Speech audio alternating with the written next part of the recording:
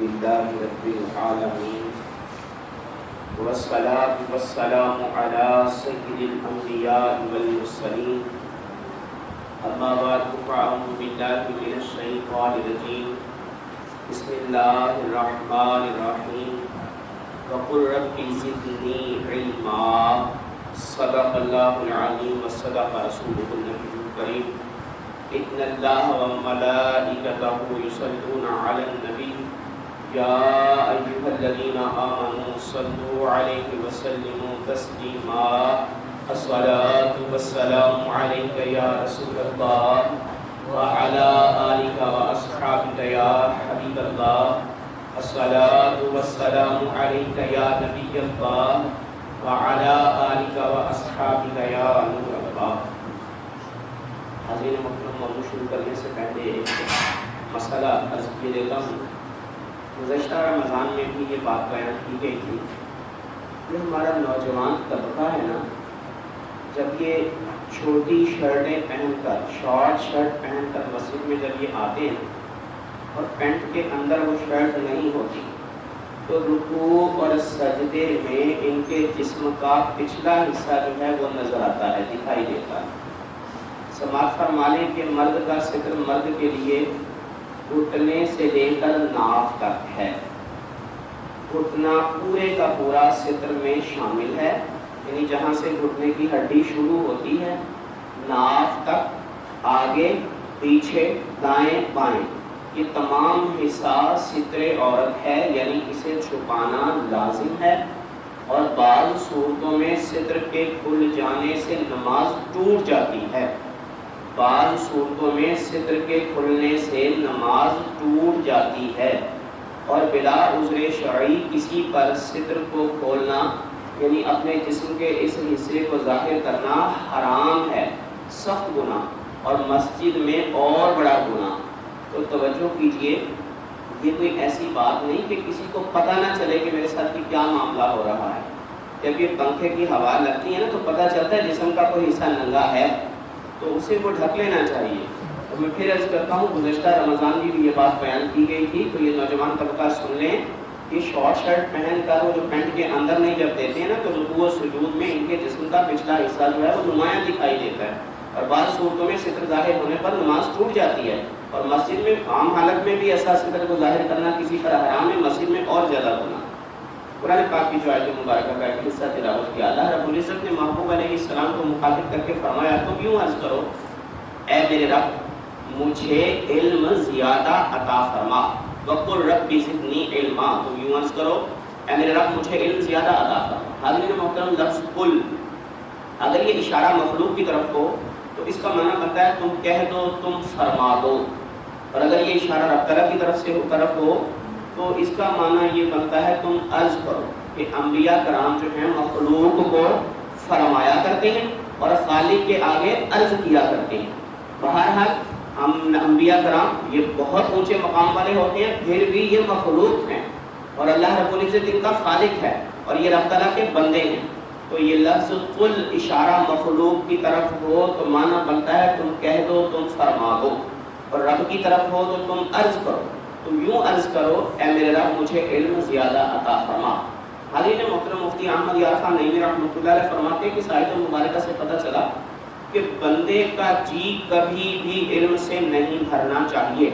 کہ حضور علیہ السلام ساری مخلوق میں سب سے بڑے عالم ہیں. یاد رکھیے گا، نبی کریم علیہ السلام مخلوقات میں سب سے بڑے عالم ہیں، حتیٰ کہ شیطان اور ملک الموت سے بھی. یہ بات میں نے اس لیے عرض کی کہ ایک شخص نے اپنی کتاب میں لکھا کہ نبی کریم علیہ السلام کا علم جو ہے وہ ملک الموت کے برابر بھی نہیں ہے، 6 جائے کے زیادہ ہونا. اور شیطان کا علم حضور علیہ السلام سے زیادہ ہے، نعوذ باللہ من ذالک. تو یاد رکھیے گا، نبی کریم علیہ السلام کا علم جو ہے وہ ساری مخلوق سے زیادہ ہے. اب سب سے بڑے عالم ہونے کے باوجود اللہ رب العزت فرما رہا ہے تم علم کی زیادتی کی دعا جو ہے وہ کرو، علم کی زیادتی طلب کرو. امام ابن حجر اسقلانی رحمۃ اللہ علیہ فرماتے ہیں اس آیت مبارکہ سے علم کی فضیلت واضح ہوتی ہے. اگر علم سے زیادہ کوئی فضیلت والی شے ہوتی تو رب تعالیٰ اپنے حبیب علیہ السلام کو وہ چیز مانگنے کا حکم فرماتا. اللہ نے کیا مانگنے کا حکم فرمایا؟ علم کی زیادتی طلب کرنے کا حکم فرمایا. معلوم ہوا کہ ہر چیز سے افضل علم ہے. یہاں یہ بھی عرض کر دوں کہ عمل سے بھی بہتر ہے وہ افضل ہے وہ علم ہے. عمل سے بھی بہتر اور افضل علم ہے. یاد رکھیے گا کہ عمل کے لیے ہمیں علم کا محتاج ہونا پڑتا ہے. بغیر علم کے عمل نہیں ہو سکتا، اور علم حاصل کرنے کے لیے عمل کا محتاج نہیں ہونا پڑتا. لہذا علم جو ہے وہ عمل سے بھی زیادہ افضل. آتے ہیں چند احادیث مبارکہ کی طرف. میرے آقا صلی اللہ علیہ وسلم کا فرمان ہے ہر چیز کا ایک رستہ ہوتا ہے. کسی بھی شے تک پہنچنے کے لیے، کسی بھی منزل تک جانے کے لیے ایک رستہ درکار ہے. فرمایا ہر چیز کا ایک رستہ ہوتا ہے، اور جنت کا رستہ علم ہے. جنت کا رستہ علم ہے. فرمایا اللہ تعالیٰ جس کے ساتھ بھلائی کا ارادہ فرماتا ہے اسے دین کی سمجھ بوجھ عطا فرما دیتا ہے. آدم علیہ السلام مسجود ملائکہ ٹھہرائے گئے علم کے سبب. اللہ رب العزت نے آدم علیہ السلام کو تمام اشیاء کے نام سکھا دیے. پھر فرشتوں کو حکم فرمایا کہ مجھے ان کے نام بتاؤ. انہوں نے جواب دیا سبحانک لا علم لنا، تو پاک ہے، ہمیں علم نہیں. آدم علیہ السلام کو کہا گیا، آدم علیہ السلام نے تمام اشیاء کے نام بتا دیے. اب حکم ہوا کہ اسجدوا لآدم، آدم کو سجدہ کرو. مسجود ملائکہ ٹھہرائے گئے تو علم کے سبب. آقا صلی اللہ علیہ وسلم کا فرمان ہے کہ سیدنا سلیمان علیہ السلام کو 3 میں سے ایک چیز اختیار کرنے کا حکم فرمایا گیا. علم، مال، سلطنت. سلیمان علیہ السلام کو حکم دیا گیا 3 میں سے کسی ایک کو منتخب کر لو. علم، مال، سلطنت. چونکہ انبیاء کرام ساری مخلوق سے زیادہ علم والے ہوتے ہیں، اور آپ کو معلوم تھا کہ ان تینوں میں علم ہی زیادہ فضیلت والا ہے.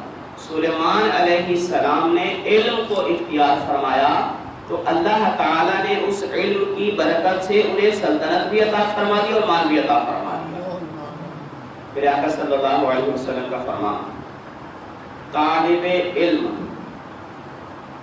وہ عورت جو اپنے شوہر کی فرما بردار ہے، وہ لڑکا جو اپنے ماں باپ کا اطاعت گزار ہے. 3 کا ذکر فرمایا. نمبر 1 طالب علم، نمبر 2 وہ عورت جو اپنے شوہر کی فرما بردار ہے، نمبر 3 وہ لڑکا جو اپنے ماں باپ کا اطاعت گزار ہے.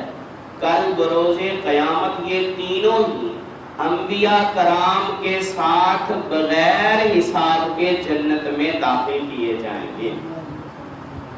حضور علیہ السلام سے سوال ہوا یا رسول اللہ عالم افضل ہے یا عابد؟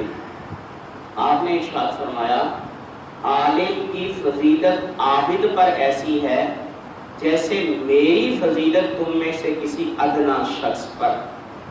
عالم کو ایسا فضیلت والا قرار دیا. حضور علیہ السلام اپنی مسجد میں تشریف لائے تو 2 مجالس پر آپ کا گزر ہوا. صحابہ کی ایک محفل تھی، وہ اللہ رب العزت سے مناجات کر رہے تھے، دعائیں مانگ رہے تھے. دوسری محفل تھی، وہ علم دین سیکھ رہے تھے اور سکھا رہے تھے. ارشاد فرمایا یہ دونوں ہی حق پر ہیں. ان میں سے ایک وہ گروہ ہے جو اپنے رب سے مانگ رہا ہے، رب کی تعریف کر رہا ہے، اس سے مناجات کر رہا ہے. اب رب چاہے تو ان کو عطا فرمائے، چاہے تو روک لے. اور دوسری وہ جو علم دین سیکھ رہے ہیں اور ناواقفوں کو سکھا رہے ہیں. یہی لوگ افضل ہیں، اور میں معلم بنا کر ہی بھیجا گیا ہوں. اور نبی پاک علیہ السلام اس علم دین والی محفل میں تشریف فرما ہوئے. حضرین محترم، میرے آقا صلی اللہ علیہ وسلم کا فرمان جب کوئی شخص انتقال کر جاتا ہے تو اس کے اعمال کا سلسلہ منقطع ہو جاتا ہے سوائے 3 باتوں کے. مرنے کے بعد اعمال کا سلسلہ منقطع سوائے 3 باتوں کے. نمبر 1 صدقہ جاریہ، نمبر 2 نفع والا علم جو لوگوں کو سکھا گیا، نمبر 3 نیک اولاد. صدقہ جاریہ کوئی ایسا کام کر گیا کہ مرنے کے بعد بھی نفع حاصل ہوتا ہے. درخت لگا گیا، اس کے مرنے کے بعد لوگ اس کی چھاؤں میں بیٹھتے ہیں، اس کا پھل کھاتے ہیں. کوئی سبیل لگا دی، لوگ اس میں پانی پیتے ہیں. مدرسہ تعمیر کرا دیا, علم دین سیکھا جا رہا, مسجد بنا دی, لوگ عبادت کر رہے ہیں. صدقہ جاریہ, نفع والا علم جو لوگوں کو سکھا گیا, عقائد کا علم سکھا گیا, نماز کا صحیح طریقہ بتا گیا, روزے حج زکات وغیرہ کے مسائل لوگوں کو سکھا گیا, اور حلال روزی کمانے والا کوئی ہنر سکھا گیا. یہ تمام علوم نفع والے ہیں.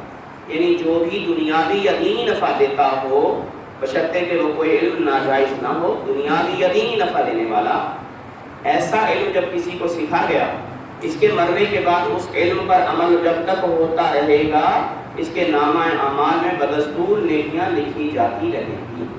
اور اولاد نیک جو چھوڑ گیا, جب تک یہ زندہ رہیں گے, جب تک یہ اچھے اعمال کرتے رہیں گے, ماں باپ کو قبر میں بھی نفع حاصل ہوتا رہے گا.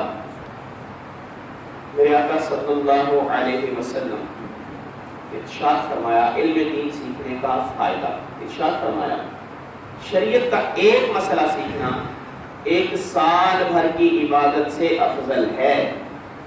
اور جاہل رہنے کا نقصان, ملفوظات شریف میں سید اعلیٰ حضرت نے نقل فرمایا کہ عصر کے بعد روزانہ ابلیس سمندر پر اپنا تخت بچھا کر وہ جو اپنے چیلے ہیں نا, ان سے روزانہ کارکردگی رپورٹ جو ہے وہ مانگتا ہے. ایک دن اس نے تخت بچھایا اور اپنے چیلوں سے وہ ڈیلی سچویشن رپورٹ طلب کرنا شروع کی. کسی نے کہا میں نے اتنی چوریاں کروائیں, اتنے ڈاکے ڈلوائے, شرابیں پلوائیں, زنا کروائے, فلاں فلاں, یہ سنتا رہا. ایک چیلے نے کہا کہ آج میں نے ایک طالب علم کو پڑھنے سے روکا, یہ اپنے تخت سے اچھلا, کہا انتا تو ہی وہ قابل تعریف شخص ہے, بڑا اچھا کام کیا تم. باقی بڑے حیران ہوئے کہ ہم نے اتنے گھنونے جرائم کروائے اور ہماری کوئی حوصلہ افزائی نہیں, اور اس نے صرف ایک طالب علم کو پڑھنے سے روکا اور اس کی ایسی اپریسیشن. کہا کہ جناب اس نے کیا کمال کا کام کیا ہے. جواب دیا کہ صبح کو بتاؤں گا اس نے کیا کمال کیا ہے. صبح یہ انسانی صورت میں اور باقی شیاطین غائب. اللہ نے بعض جنات کو یہ قوت عطا فرمائی کہ وہ اپنے جسم کو بھی تبدیل کر لیتے ہیں, یعنی وہ انسانی صورت میں بھی آ سکتے ہیں, کوئی ایسے ہیں وہ جانوروں کی صورت میں بھی آ سکتے ہیں. یہ رہا انسانی صورت میں اور باقی شیاطین غائب.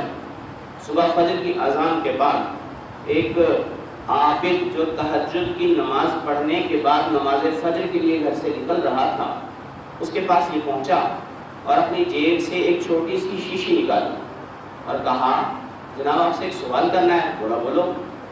سوال یہ ہے کہ کیا اللہ رب العزت اس پوری کائنات کو اس چھوٹی سی شیشی میں بند فرما سکتا ہے؟ یہ تھا تو عابد لیکن جاہل تھا, علم والا نہیں تھا. اس نے شیشی کو دیکھا, کچھ سوچا, کہنے لگا کائنات تو اتنی بڑی ہے, یہ چھوٹی سی شیشی میں کیسے بند ہو سکتی ہے؟ کہا بس اتنا ہی سوال کرنا تھا. آگے گئے, ایک عالم صاحب نماز فجر کے لیے گھر سے نکل رہے تھے. سوال کیا حضرت, ایک سوال کرنا آپ سے, پوچھو یہ کیا رب تعالیٰ اس چھوٹی سی شیشی میں اس پوری کائنات کو بند فرما سکتا ہے؟ انہوں نے شیشی کو دیکھا, اس کی طرف دیکھا, فرمانے لگے تو مجھے ابلیس معلوم ہوتا ہے. بیوقوف, یہ شیشی تو بہت بڑی ہے, اللہ چاہے تو اس طرح کی کروڑوں زمینیں سوئی کے ناکے کے اندر سے گزارتے ہیں. اب یہ کہنے لگا اپنے چیلوں سے دیکھو علم کے سبب اللہ نے اس کا ایمان بچایا, بلکہ رب تعالیٰ پر اس کا ایمان اور مضبوط ہوا. اور وہ عابد جو جاہل تھا بے علمی کے سبب, جہالت کے سبب وہ رب تعالیٰ کی قدرت کاملہ کا انکار کر بیٹھا, اسے پتہ بھی نہ چلا کہ میں کافر ہو گیا. یعنی علم کا فائدہ ہے. میرے آقا صلی اللہ علیہ وسلم کا فرمان العلماء ورثۃ الانبیاء, علماء انبیاء کے وارث ہیں. انبیاء کرام اپنی وراثت میں درہم و دینار نہیں چھوڑتے, وہ جو بھی چھوڑتے ہیں وہ صدقہ ہوتا ہے, بیت المال میں جاتا ہے, وہ وراثت تقسیم نہیں ہوگی. یاد رکھیے گا انبیاء کرام کی کوئی وراثت نہیں ہوتی. لہٰذا ہمارے معاشرے کا ایک طبقہ جو باغ فدق کا شور مچاتا ہے کہ حضرت ابوبکر صدیق نے حضرت فاطمہ الزہرا سے باغ فدق چھینا, نعوذ باللہ من ذالک. باغ فدق ایک مرتبہ بھی ثابت نہیں کہ سیدہ فاطمہ الزہرا رضی اللہ تعالی عنہا کی کبھی ملکیت رہا ہو, کبھی نہیں ثابت کہ آپ کی ملکیت رہا ہو. ملکیت ہی نہیں تو چھیننا کیسا؟ اور نبی پاک علیہ السلام کا فرمان ہے ہماری کوئی وراثت نہیں ہوتی. اور ابو بکر صدیق نے وہی کیا جو باغ فدق کے ساتھ حضور علیہ السلام کیا کرتے تھے، جو باغ فدق کے ساتھ ابو بکر صدیق نے کیا، عمر فاروق نے بھی وہی کیا جو نبی پاک علیہ السلام کے دور میں ہوا کرتا تھا۔ لہٰذا یہ افطراء ہے خلفائے راشدین پر کہ نعوذ باللہ من ذالک انہوں نے خیانت کی، باغ فدق چھینا۔ انبیاء کرام کی کوئی وراثت ہوتی نہیں، ان کی کوئی وراثت تقسیم نہیں ہوتی ہے۔ انبیاء کرام کے وارث کون ہیں؟ علماء، اور وراثت کیا ہے؟ علم۔ جو جتنا علم سیکھے گا اتنا ہی زیادہ وہ نبی کا وارث قرار پائے گا۔ العلماء ورثۃ الانبیاء، علماء انبیاء کے وارث ہیں۔ حاضرین محترم، تاریخ فرشتہ میں ہے سلطان محمود غزنوی، یہ بڑا نیک متقی پرہیزگار بادشاہ تھا، ولیوں سے بڑی محبت رکھنے والا، حضور علیہ السلام پر بڑا کثرت سے درود پاک پڑھنے والا۔ اپنی شروع کے ایام میں، بادشاہت کے شروع کے ایام میں اس کے دل میں 3 طرح کے وسوسے تھے۔ نمبر 1 کہ معلوم نہیں میں اپنے باپ امیر ناصر الدین سبکتگین کا بیٹا ہوں یا نہیں۔ نمبر 2 حضور علیہ السلام کا فرمان ہے العلماء ورثۃ الانبیاء، یہ حدیث صحیح ہے بھی یا نہیں۔ نمبر 3 قیامت آئے گی بھی یا نہیں۔ یہ 3 طرح کے وسوسے تھے، اور ان وسوسوں کا ذکر اس نے کبھی کسی سے نہیں کیا۔ ایک دن کیا ہوا کہ محمود غزنوی رات کے وقت کہیں جا رہا تھا تو آگے آگے غلام سونے کی شمعدان لیے بادشاہ کے آگے روشنی کر رہا تھا۔ چلتے چلتے سلطان نے دیکھا کہ ایک طالب علم اندھیرے میں سبق یاد کر رہا ہے۔ یاد کرتے کرتے جب اسے بھول جاتا تو قریب ایک بنیے کی دکان تھی جہاں دیا جل رہا تھا، یہ دیے کی روشنی میں آ کر اپنے سبق کو دیکھتا اور پھر اندھیرے میں جا کر یاد کرنا شروع کر دیتا۔ یقینی بات ہے کہ بنیے اس کو اپنی دکان پر نہ بیٹھنے دیتا، اس وجہ سے وہ اندھیرے میں بیٹھا ہوا ہے۔ اس کے پاس دیا نہیں تھا، دیے میں ڈالنے کے لیے تیل نہیں تھا۔ محمود غزنوی کو اس طالب علم پر بڑا ترس آیا۔ غلام سے کہا یہ سونے کی شمعدان اس طالب علم کو جا کر دے آؤ۔ غلام نے دے دی۔ محمود گھر پہنچا، سویا، اس کی قسمت جاگ اٹھی۔ میرے آقا صلی اللہ علیہ وسلم خواب میں تشریف لائے، ارشاد فرمایا اے ناصر الدین سبکتگین کے بیٹے، اللہ تعالیٰ قیامت میں تجھے ایسی ہی عزت دے جیسے تو نے میرے ایک وارث کی قدر کی۔ ایک فکرہ ارشاد فرما کے آپ نے اس کے تینوں وسوسے دور کر دیے۔ اے ناصر الدین سبکتگین کے بیٹے، اللہ تعالیٰ قیامت میں تجھے ایسی ہی عزت دے جیسے تو نے میرے ایک وارث کی قدر کی۔ تو العلماء ورثۃ الانبیاء، علماء انبیاء کے وارث ہیں۔ حاضر محترم، آخری بات، سوال یہ پیدا ہوتا ہے کہ نبی کریم علیہ السلام نے جو ارشاد فرمایا طلب العلم فریضۃ علی کل مسلم و مسلمہ، علم کا حاصل کرنا ہر مسلمان مرد اور عورت پر فرض ہے، تو یہ کون سا علم سیکھنا فرض ہے؟ یاد رکھیے گا، عالم بننا اور مفتی کے عہدے تک جانا یہ فرض کفایہ ہے۔ اگر شہر میں کوئی ایک عالم موجود ہے، وہ لوگوں کو مسائل وغیرہ بتاتے ہیں، تو فرض جو ہے وہ ادا ہو گیا، فرض کفایہ۔ لیکن اتنا علم سیکھنا کہ جس سے ہر بندے کے عقائد و اعمال درست ہو جائیں، ہر ایک پر فرض ہے، فرض عین ہے، مرد پر بھی اور عورت پر بھی۔ تو جس سے بندے کے عقائد و اعمال درست ہو جائیں، اتنا علم سیکھنا فرض ہے۔ اور ایک دم سے مکمل علم سیکھنا فرض نہیں ہے، جس عمل سے بندے کو واسطہ پڑے گا اس عمل کا علم سیکھنا اس پر فرض ہے۔ مثلا جب یہ بالغ ہوا تو عقائد کا علم سیکھنا اس پر لازم ہو گیا، رب تعالیٰ کی ربوبیت کا، نبی کریم علیہ السلام کی رسالت کا اور دیگر عقائد کے بارے میں علم حاصل کرنا اس پر لازم ہو گیا۔ جب یہ بالغ ہوا تو نماز کا علم سیکھنا اس پر لازم، اور نماز کے جو 7 لوازمات ہیں، وضو، غسل، تیمم، لباس اور بدن کو پاک کرنا، یہ سب کچھ سیکھنا اس پر لازم ہو گیا۔ جب اس نے نکاح کیا تو نکاح، طلاق، نان و نفقہ، بیوی کے ساتھ حسن سلوک، حیض و نفاس وغیرہ کے مسائل، یہ سب سیکھنا اس پر لازم ہو گیا۔ یہ مالک نصاب ہوا تو زکوٰۃ کا علم سیکھنا اس پر لازم ہو گیا۔ یہ صاحب استطاعت ہوا تو حج کا علم سیکھنا اس پر لازم ہو گیا۔ اس نے کاروبار شروع کیا تو تجارت کا علم سیکھنا اس پر لازم ہو گیا۔ تو وہ علم فرض ہے جس سے بندے کے عقائد و اعمال درست ہو جائیں۔ اگر یہ علم نہیں سیکھے گا تو گنہگار ہوگا۔ نمبر 1 اس نے فرض پر عمل نہیں کیا. اچھا اکثر لوگ یہ کہتے ہیں کہ فلاں بات کا فلاں کو نہیں پتا تھا تو کیا معافی ہے؟ نہیں، ہرگز نہیں ہے. یہ بات یاد رکھیے گا کہ دارالاسلام میں جہالت کوئی عذر نہیں. دارالاسلام میں جہالت کوئی عذر نہیں. اس کی میں مثال عرض کروں. کوئی شخص ہمارے ملک پاکستان میں آتا ہے کہ اس ملک میں کسی کو قتل کرنے کی سزا موت نہیں. یہاں آیا، اس نے کسی بندے کو قتل کر دیا، عدالت میں اسے پیش کیا گیا، جج نے اسے موت کی سزا سنا دی. اس نے کہا جناب مجھے تو نہیں پتا تھا کہ آپ کے ملک میں کسی کو قتل کرنے کی سزا موت ہے، تو کیا اس کا یہ عذر قبول ہوگا؟ یقیناً آپ نفی میں جواب دیں گے، ہرگز نہیں. عدالت کہے گی، جج کہے گا جب تو ہمارے ملک میں داخل ہوا تھا تو ہمارے ملک کے قوانین جاننا تجھ پر لازم ہو گیا تھا. اسی طرح جب کوئی ہمارے دائرۂ اسلام میں داخل ہو یا مسلمان بالغ ہو تو اسلامی قوانین جاننا اس پر لازم ہو جائے گا. اور دارالاسلام میں جہالت کوئی عذر نہیں. کہ قیامت کے دن یہ جواب ہرگز نہیں سنا جائے گا کہ مجھے علم نہیں تھا جس کی وجہ سے میں نے یہ گناہ کیا. تو اب 2 مرتبہ اس کو گناہ، یعنی بھاری ڈبل ہو گیا. ایک یہ کہ اس نے گناہ کیا، دوسرا یہ کہ اس نے علم نہیں سیکھا تھا جو کہ اس پر فرض کیا گیا تھا. حاضرین محترم، یہ علم نہ سیکھنے کے ہی سبب معاشرے میں جتنے گناہ ہو رہے ہیں تقریباً 90% سے زائد معاشرے میں جو گناہ ہو رہے ہیں وہ جہالت کی بنا پر ہو رہے ہیں. لادینیت، بد مذہبی، فحاشی، عریانی وغیرہ وغیرہ کفریہ کلمات کی بھرمار، یہ سب کچھ جہالت کی وجہ سے ہے. اگر بندہ علم دین سیکھے گا تو علم دین سیکھنے کا ایک اپنا فائدہ ہے، اور دوسرا فائدہ یہ ہے کہ جہالت سے بچ رہے گا، کفریات سے بچ رہے گا، اللہ کی ناراضگی سے بچ جائے گا، دوزخ سے بچ جائے گا. یہ بہت زیادہ فائدہ ہے. لہٰذا آئندہ موضوعات پھر علم دین پر شروع ہوں گے. میں نے وہ رمضان سے متعلقہ جو کچھ باتیں تھیں وہ آپ کو میں نے عرض کی. اس کے بعد انشاءاللہ وہ نماز کی طرف ہم آئیں گے، وضو، غسل، تیمم وغیرہ ان مسائل کی طرف.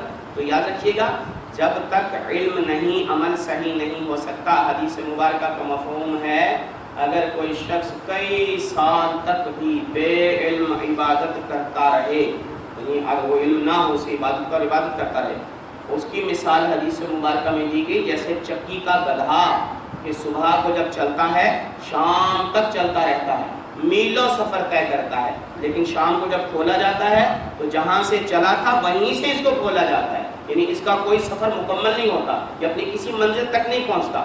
اور سلطان العارفین سلطان باہو رحمۃ اللہ علیہ بھی فرماتے ہیں باج علموں جو کرے فقیری کافر مرے دیوانہ ہو. تو پہلے علم اور اس کے بعد عمل. اللہ رب العزت کی بارگاہ میں دعا ہے رب تعالیٰ ہمیں صحیح طور پر علم دین سیکھنے، اس پر عمل کرنے اور دوسروں تک پہنچانے کی توفیق عطا فرمائے. وما علینا الا البلاغ المبین.